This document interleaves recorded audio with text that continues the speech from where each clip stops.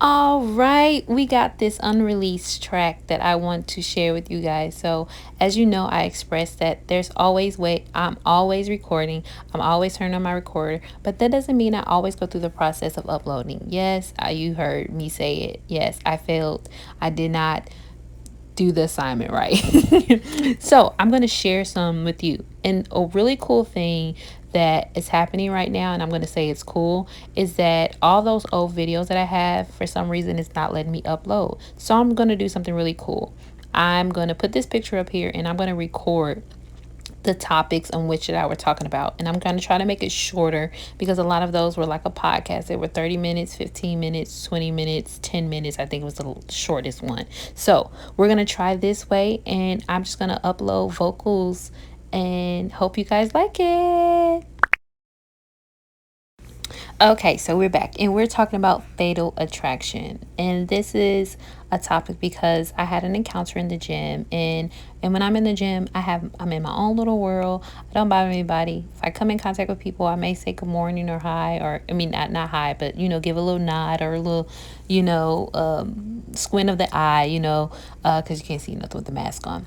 But I got into the gym, and this older couple always goes to the gym, and I always love it. And somehow I was always bumping into the husband, like just at getting the paper towels to wipe down the stuff or just something like that. And he'll make, he'll say hi, try to make little conversations and stuff like that. And I just squint the eyes and I'll say, oh, okay, and then keep going my way. I don't want too much. Because I just be in my own little zone. That'd be like my worship. So, I'd be trying not to give too much because that's my space. That's my time. So one day I felt something from the wife and I was just like, oh, and when I left the gym, I was like, okay, that could have been something else.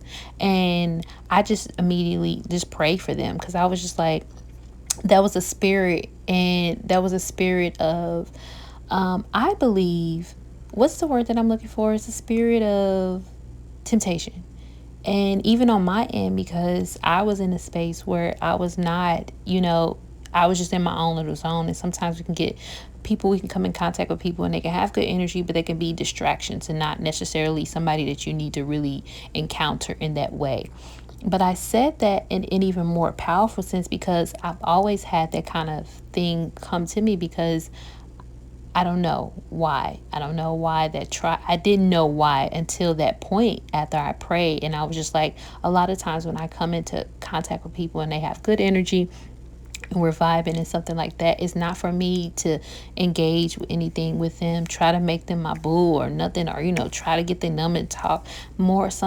Sometimes it's just for me to intercede, to pray for them. Like in that instance with the wife and the husband, I just was like, okay, maybe this is something, a spirit that is, they're dealing with because he is friendly. So I just pray for their marriage. I pray for their union and stuff like that. And so a lot of times after that release part, so that was before, but after in July when I felt like God told me that he was releasing me. Before that, nobody would talk to me. Like when I said, not like yes, really nobody, like not in no DMs, not when you go outside and the dude like, oh, come here little lady, none of that.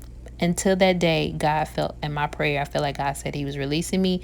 After that, I came into situations where I was meeting people in different environments that I would normally go out. I went out to the club with like my mom, my dad, and my family. Like I don't go out with friends. I don't have too many friends. I be in my own little zone.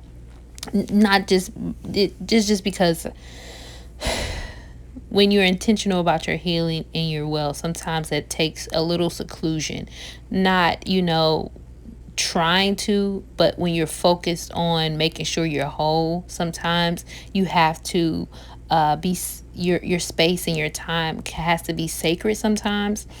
I wasn't in like no just in my room, in the corner, but it was just like, okay, I'm intentional about my life, my parenting, my jobs, my finances, my energy and my space and time. So in that, after that, I was meeting people, and a lot of it, like when we went to the club, I had a couple of drinks and my mom said the whole night.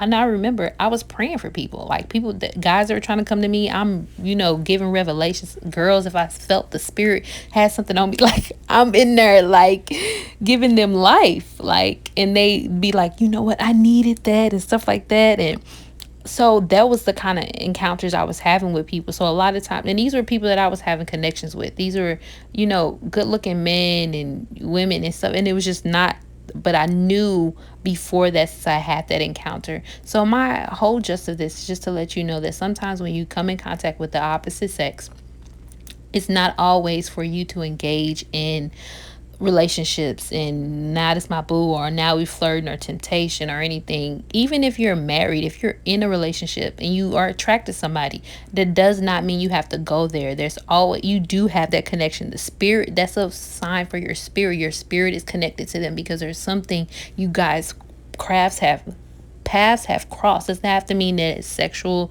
Doesn't have to mean that now y'all gotta, try to figure this out because y'all didn't have an attraction. It's more to see why is the spirit, what does that person's spirit have that you need, or what in your spirit the other person need. So that's the gist of it, and I just hope that helped, that fatal attraction, when you get those attraction with others.